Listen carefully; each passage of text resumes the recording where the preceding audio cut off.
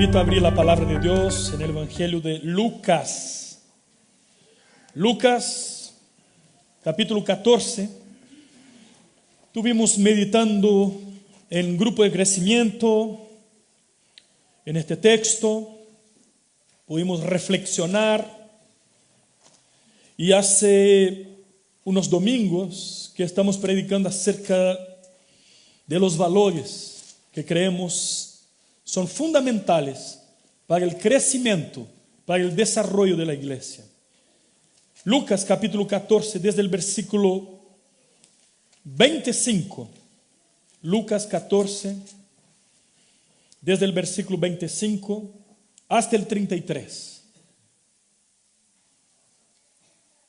Hoy vamos a hablar de costo, del costo del discipulado. Hay un costo, hay un precio de ser discípulo. Y así nos dice la palabra de Dios.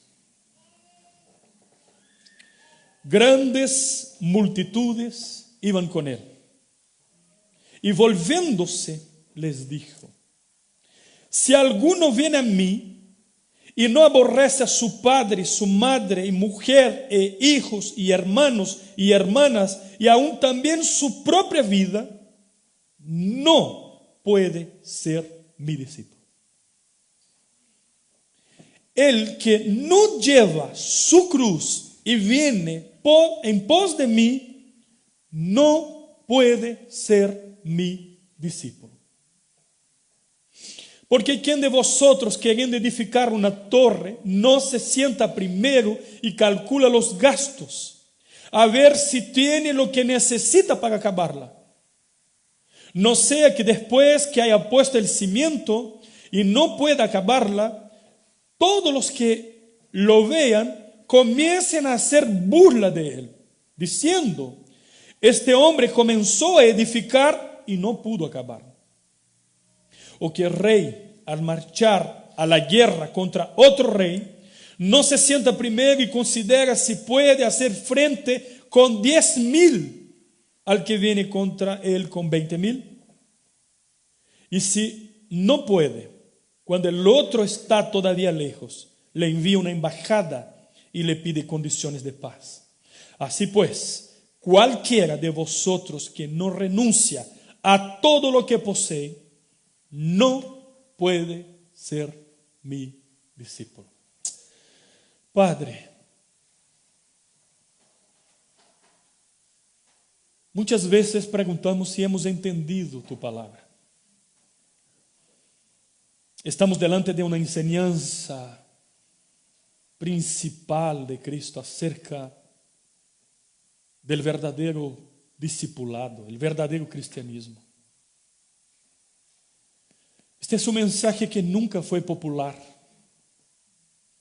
porque nadie quiere servir, todos queremos ser servidos. Nadie quiere escuchar, Señor, de pagar precio, de costo. Queremos recibir. Y no queremos entregar. Yo te imploro, en el nombre de Jesucristo, Señor, que tu Santo Espíritu actúe, Señor, de una manera tan profunda y especial en la vida de tu iglesia en esta mañana. Para que este Espíritu mismo aplique esta palabra a los corazones, para que entendamos nuestra misión y podamos ser obedientes a ti. Es nuestra oración en el nombre de Jesús. Amén y amén. Hermanos, hace, no sé, algunos domingos que durante la semana, incluso domingo, algunos hermanos se me han acercado y preguntado: pastor, ¿qué te pasa? Te veo un poco así, no sé, un poco triste o diferente. ¿Qué te pasa? A mí lo que me pasa es que cuando leo la palabra de Dios y en estos días el Señor está moliendo mi corazón, está quebrantando mi corazón.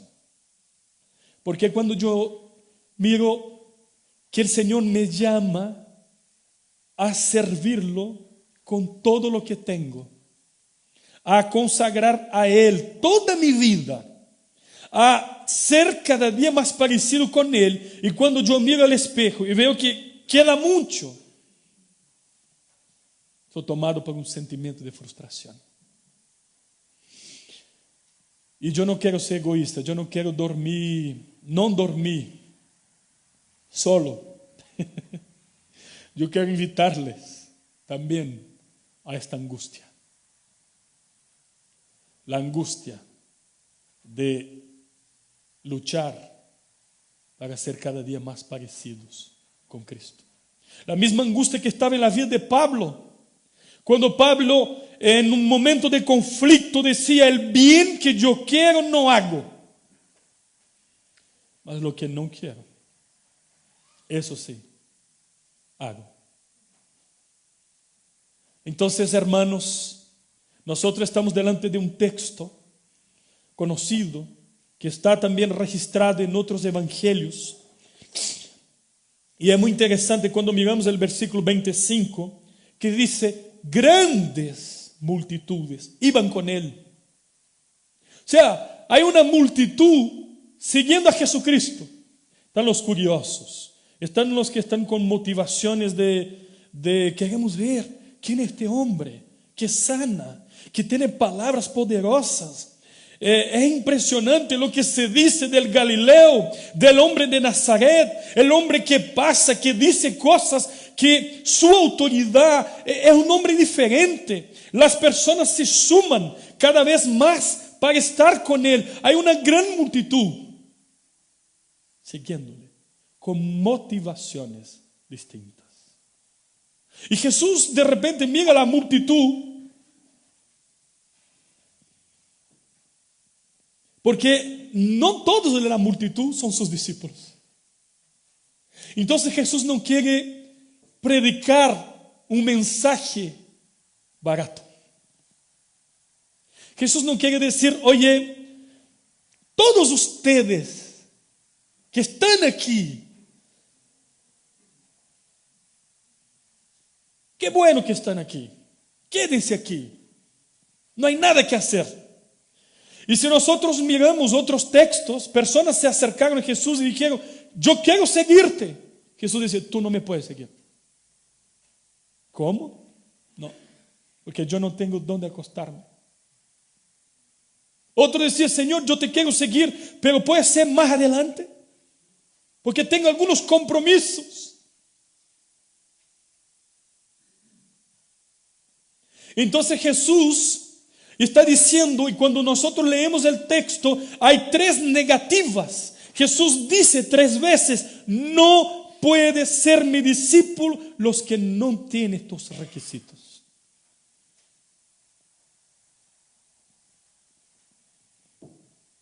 Necesitamos entender que Jesús está enseñando que hay un costo, no solamente material. Muchas personas piensan que servir a Jesucristo hay un costo material solamente. Jesús está hablando que hay un costo espiritual. Jesús está hablando de cruz.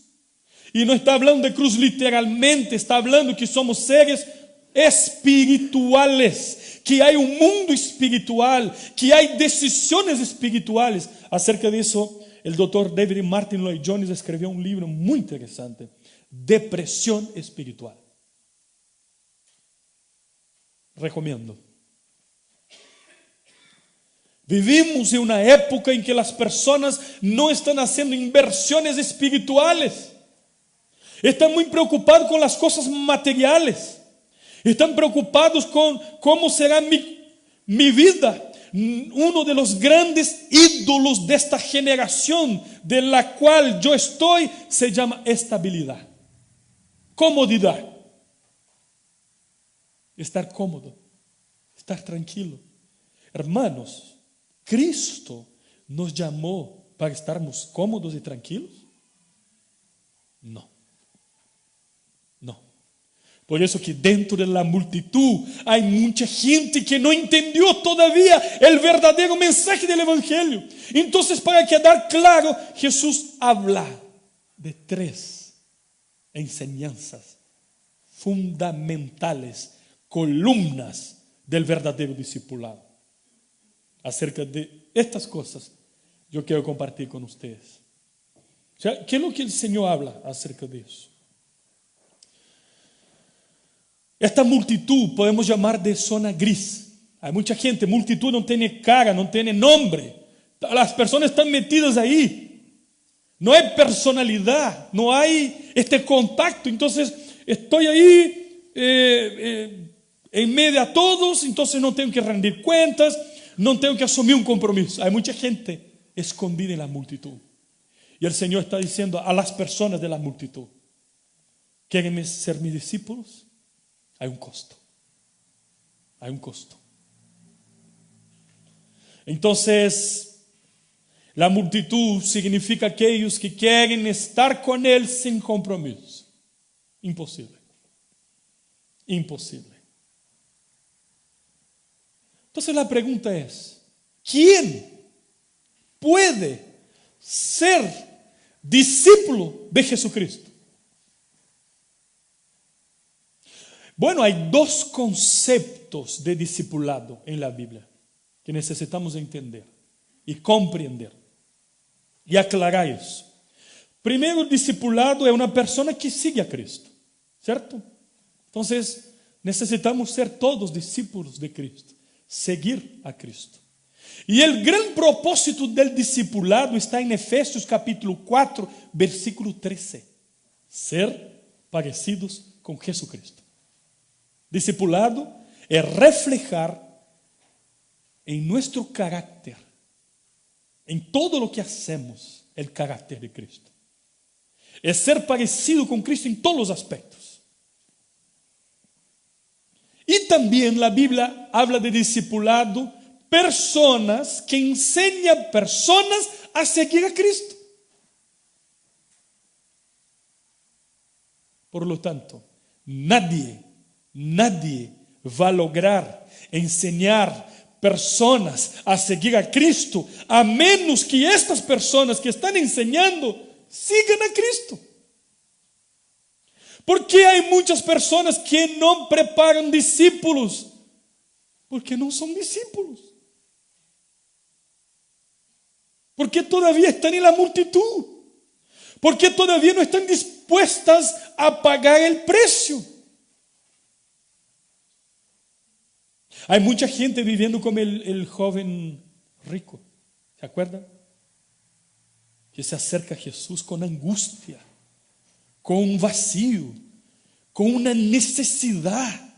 Dice: buen maestro, ¿qué hago? Como si dependiera de nosotros. ¿Qué debo hacer para heredar la vida eterna? Angustiado porque no la tenía. Jesús dice: ¿conoce los mandamientos? Sí, conozco, obedezco a cada uno de ellos. El problema es que tú eres un religioso. Y un religioso es un casi salvo, pero fatalmente perdido. Jesús dice: una cosa te falta. Pusiste tu corazón en las riquezas. Es su Señor. El problema no es tener dinero. Hemos hablado de eso varias veces. El problema es que el dinero te tenga a ti. Proverbios capítulo 11 habla que tener recursos financieros es una bendición de Dios, desde que seamos mayordomos y sirvamos a Dios con todo lo que tenemos, porque todo es de Dios. Todo. Cuando pensamos que es nuestro, a veces Dios saca y pone en la mano de otro mayordomo que va a cuidar mejor. Nada es nuestro. Nada. Es de Dios. La vida es de Dios. Y el joven, al escuchar eso, se fue triste, porque no quiso pagar el costo del discipulado, de seguir a Cristo. A lo mejor el tema para ti no es la plata, es otra cosa. A lo mejor poder, tiempo, o cualquier otra cosa que quizás sea intocable. Yo no estoy dispuesto a negociar eso. Y muchos están en la multitud. Pero Jesús, dentro de la multitud, tiene sus discípulos. Y Él está diciendo que hay tres demandas del discipulado cristiano. Un cierto tipo de amor, un cierto tipo de sufrimiento y un cierto tipo de desapego, abnegación. Tres valores, tres precios. Y Él comienza diciendo lo siguiente,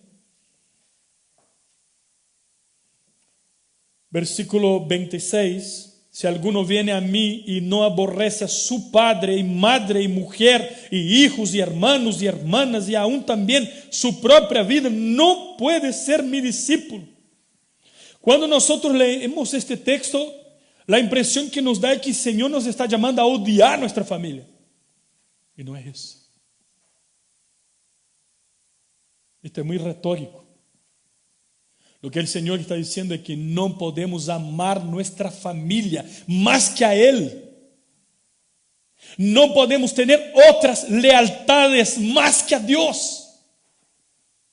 Porque los principios son para siempre. ¿Y cuál es el primer principio? Amar a Dios sobre todas las cosas, con toda la fuerza, con todo entendimiento, con todo corazón, con todo lo que tenemos.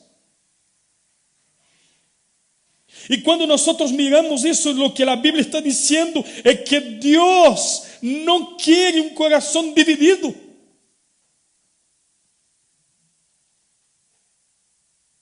Todo o nada. Todo o nada.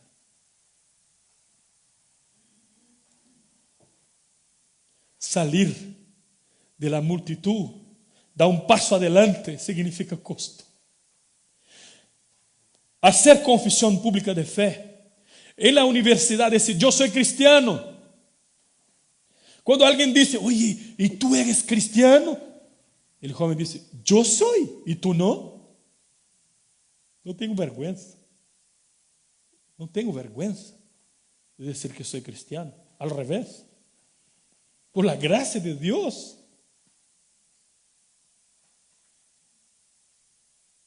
Cuando nuestros hermanos en otros contextos salen de la multitud y dicen, yo quiero ser discípulo de Cristo, entreguen en la mano de muchos de su propia familia la espada. En contextos musulmanes, cuando una persona recibe a Cristo y dice, yo soy cristiano, significa la muerte.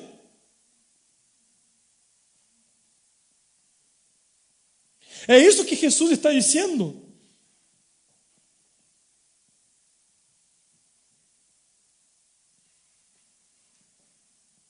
Eu les contava alguns anos atrás, alguns aqui, quando eu estuve com este pastor de Marruecos, Youssef, pastor perseguido, que está escrito em alguns livros de história missioneira. Lo conheci personalmente.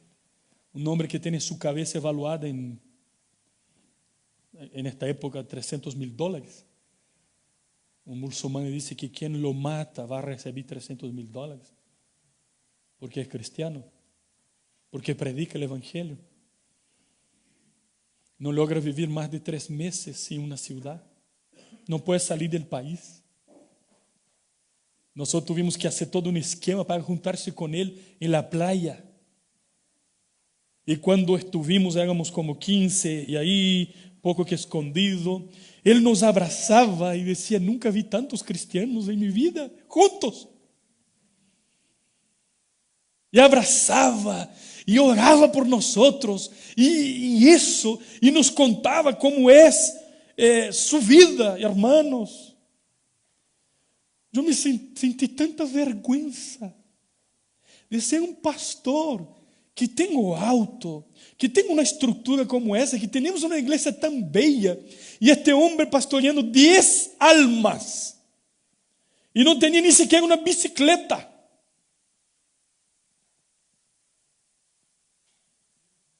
Y ni siquiera tenía el privilegio de salir con una Biblia en la mano, porque eso significa muerte. ¿Y cómo haces? Leo, memorizo y visito y comparto. Tengo que memorizar. Y yo le pregunté, ¿cuál es tu gran necesidad? 40 años tenía en la época, soltero. Yo pensé que me iba a decir una mujer, una esposa o plata para mantenerme. ¿Sabe lo que me dijo? Tengo tantas ganas de estudiar, de conocer más a la palabra de Dios, de aprender más de Dios. Qué impresionante.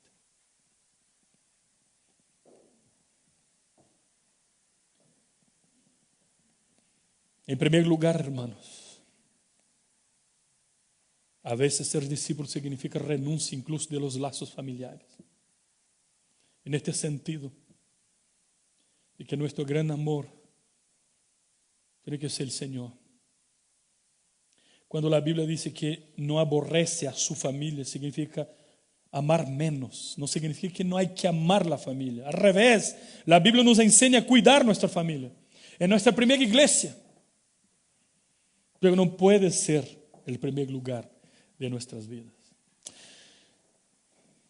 El Charles Spurgeon dijo algo interesante. Quiero leer para usted, literalmente. Tal vez ustedes han oído, esto fue un pedazo de su prédica en el siglo XIX. Tal vez has oído la historia del mártir John Rogers, 1555, que iba a ser quemado vivo en la hoguera, por causa de Cristo. Y ya que sus enemigos no habían podido moverlo de su constancia, intentaron hacerlo una vez más. Mientras el buen hombre se dirigía a ser quemado, trajeron a su esposa y a sus 11 hijos a verlo, y todos estaban llorando y arrodillándose ante él, le rogaban retratarse. Su esposa le rogaba: mi esposo, no seas caprichoso, no vayas a la hoguera. Y cada uno de sus hijos: papá, vive por mi causa y por la mía, padre. Y esta fue una prueba que el buen hombre no había esperado. Y mientras estaba allí, rodeado de sus seres queridos, dijo: Dios sabe lo mucho que los amo a todos, y que por amor a ustedes yo haría cualquier cosa, con la conciencia tranquila, para hacerlos felices. Pero en comparación con Cristo y su evangelio, que amo con todo mi corazón y alma, tengo que dejarlos a todos ustedes, y tengo que ir a dar mi cuerpo para ser quemado por la verdad de Cristo. Por tanto, no lloren, no rompan mi corazón. Y así fue quemado vivo. Hay un costo. Que nosotros aquí en Chile vivimos una vida muy tranquila. Hay otros tipos de persecuciones. Tú y yo fuimos llamados para entregar nuestras vidas, para vivir o morir por la causa del Evangelio del Señor Jesucristo. Y hay un costo. Y no estamos dispuestos a negociar la verdad y el testimonio de Cristo. El versículo 27 de Lucas 14,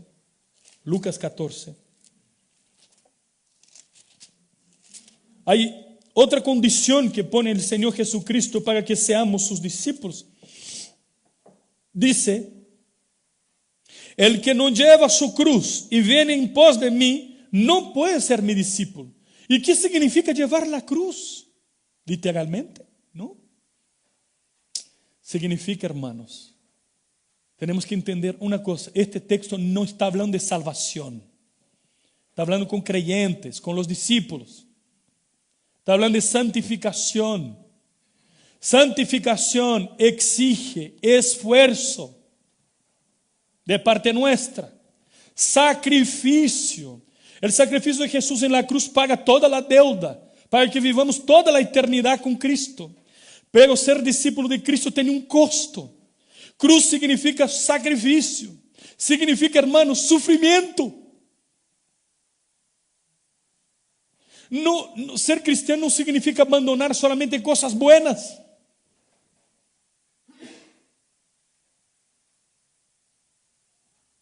¿Cuál es la cruz del Señor para tu vida? El ministerio, propósito, razón de ser. O sea, si estamos viviendo una vida tranquila, no hay nada, o sea, no hay oposición, mi vida es como nada, es como la sal que no sirve para nada, es una lámpara que está quemada, o sea, no cumple su propósito. No hay reacción a tu testimonio en ninguna parte. No hay reacción a mi testimonio en ninguna parte. Eso significa lo que pasó con la iglesia de Éfeso. Jesús dice, firme en la doctrina, buena iglesia, pero tengo algo en tu contra. Abandonaste tu primer amor. Arrepiéntete.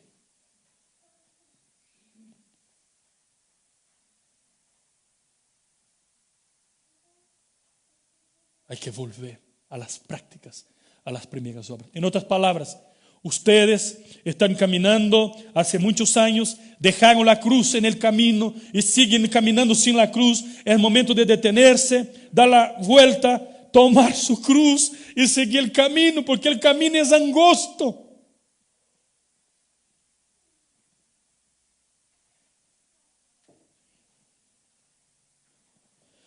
Seguir a Jesús es someter a su señorío. No es así. Jesús no está diciendo a la multitud, mira, ahora ustedes pongan en la agenda de ustedes a Cristo. No. Ustedes se encajen en la agenda de Cristo. Cristo no es un accesorio.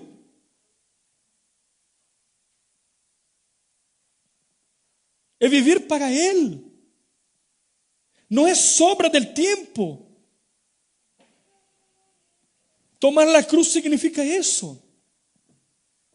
Hermanos, no existe cristianismo sin cruz. Cristianismo sin cruz es como cristianismo sin Cristo. Y el mensaje de la cruz es un mensaje que las personas no quieren escuchar. Desde los tiempos de Pablo, para unos escándalo, para otros locura, pero para la iglesia, los verdaderos discípulos, poder de Dios. Pablo dice, yo considero todo como nada.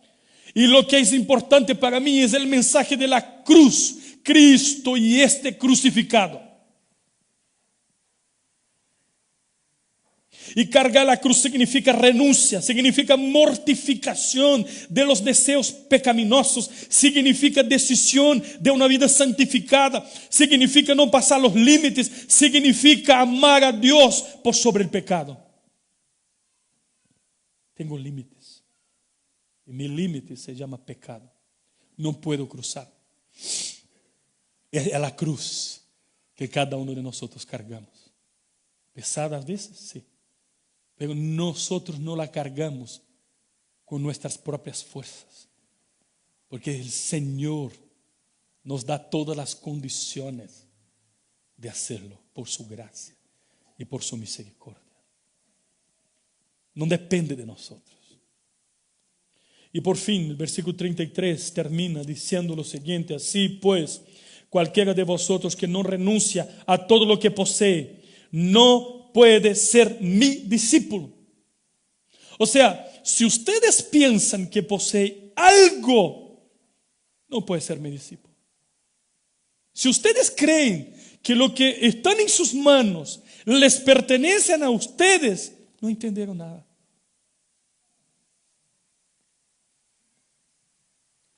Renuncia. Nada puede ser puesto en primer lugar. Se trata de una rendición absoluta. e incondicional. Jesucristo dice en el sermón más conocido de la historia: nadie puede servir a dos señores. No quiere decir que tú tendrás que vivir en una cueva sin nada de ropa, sin comida. No es eso que estamos diciendo. Lo que significa es que debes rendirte incondicionalmente a Cristo como tu Señor y tu Salvador. Quiere decir que debes estar dispuesto a abandonar todo que Cristo te llama a abandonar. El estándar lo dio Jesucristo en el Sermón del Monte, cuando dijo: buscad en primer lugar, o primeramente, el reino de Dios y su justicia. El propósito de Cristo no era reunir una gran multitud de personas. Su propósito era reunir a un grupo de personas altamente comprometidas. Los discípulos que arriesgan sus propias vidas para llevar su mensaje hasta los confines de la tierra. Acerca de eso, el doctor John Rice dijo: a través de la Biblia está esta enseñanza solemne, que los que sirven al Señor deben contar el costo. Todos los que serían buenos siervos de Jesucristo, predicadores o misioneros aceptables o ganadores de almas, cristianos, laicos, todos los que quisieran dar un buen testimonio, deben dar y sufrir y trabajar duro y ser perseguidos. Si espera un bien hecho, buen siervo y fiel, al encontrarte con el Salvador, debes estar preparado para sufrir por Él. El tipo de servicio que no te cuesta nada, no vale nada, y no recibirá una recompensa cuando te reúnas con el Salvador. Siervo buen siervo y fiel. Fuiste fiel. Eso es que nosotros deseamos escuchar del Señor. La aplicación de todo eso. Bueno, el Señor Jesús cuenta dos historias en este texto para hablar del costo. El hombre que va a construir la torre tiene que ver si tiene presupuesto para eso.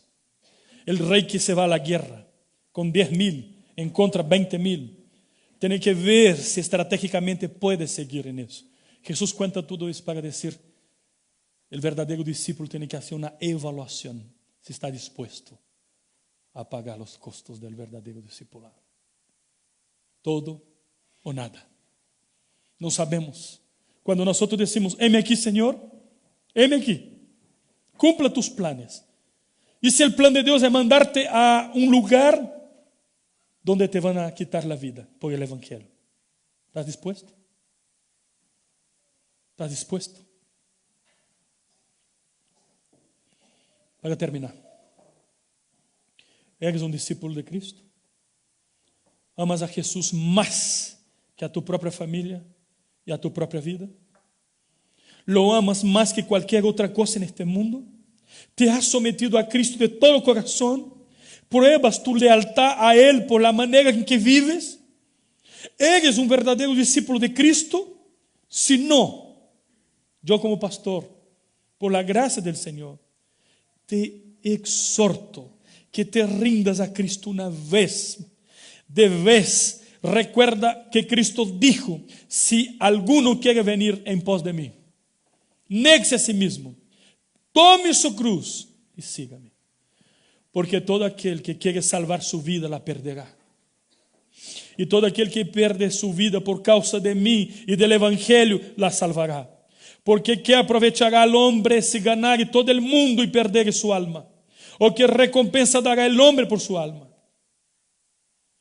Quita de tu vida todo lo que desagrada a Dios. Ven de todo corazón a su Hijo, Jesucristo, el Señor. Deja de confiar en este mundo y pon tu confianza totalmente en Jesucristo, quien es llamado el Cristo y el Señor. Él te limpiará de todo pecado con la sangre que derramó, cuando murió en tu lugar para pagar por tus pecados en la cruz. Si deseas entregarte a Cristo y ser un verdadero discípulo, el Señor está aquí. Vamos a orar. Bajemos nuestras cabezas, cerremos los ojos.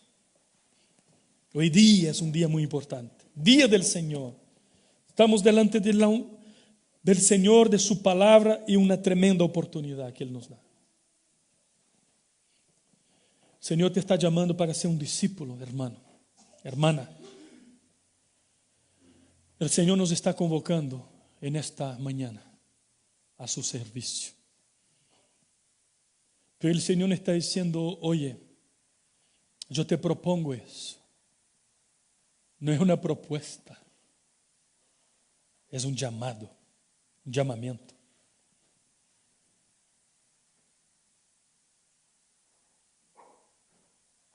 El Señor te está llamando a salir de la multitud.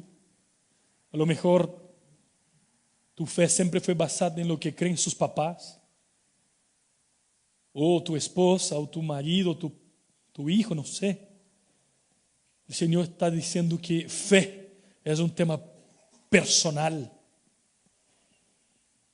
No puede ser mi discípulo el que tiene otro amor, está adulterando en su corazón. No puede. El Señor te está llamando a servirlo con todo lo que tú tienes. Yo escuché una historia verdadera cuando un misionero estaba predicando en una iglesia y que, hablando de su trabajo en África, y después los hermanos levantan una ofrenda para apoyar este ministerio. Y hay un niño que no tenía plata. Y cuando pasan los diáconos para recolectar la ofrenda, el niño quiere meterse adentro. Entendió que el Señor no está pidiendo plata o parte de lo que tienes. El Señor está pidiendo todo. La vida, todo o nada. Oremos.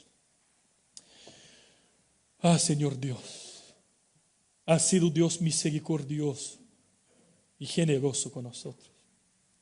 Además de salvarnos de nuestros pecados, Señor, nos das el privilegio de sermos discípulos tuyos, caminar contigo, Señor.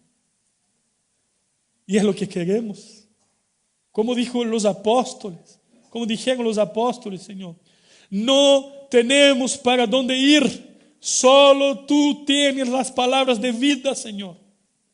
Queremos caminar contigo, queremos vivir para ti, queremos servirte a ti con todo lo que tenemos, Padre. Perdónanos, Señor, cuando hemos vivido una vida alejada de ti, pensando que el cristianismo es a nuestra manera, que servir a ti es de la manera que nosotros elegimos y no es así, porque tú, Señor, instituiste la manera que quieres ser servido. Las reglas son tuyas, Señor. Y hay un costo. Bendice a todos los hermanos que han tomado la decisión hoy día de servirte a ti y de santificarse, Señor. Bendice a esta iglesia, Señor. Danos, Señor, yo te pido, nuevos discípulos, Señor, comprometidos contigo mismo. Y permita, Señor, que esta iglesia avance. Avance, Señor, hasta el último pecador. Señor, escucha la oración que hace esta iglesia. Levanta, Señor, obreros de aquí. Levanta, Señor, personas, hermanos, Señor, que te sirvan en donde van, en la geografía tuya, Señor. Envíanos a donde quieres, Señor. Para que seamos misioneros tuyos, para que seamos verdadeiros discípulos tuyos, para que donde vayamos tu nombre sea honrado y glorificado. Bendice al niño, al adolescente, al joven, al hombre, a la mujer, a los matrimonios, a los mayores, Señor, a todos, al liderazgo de esta iglesia, Señor. Señor, ayúdanos a entender que fuimos llamados para ser discípulos, Señor. Pero antes fuimos llamados a ser discípulos. Oramos.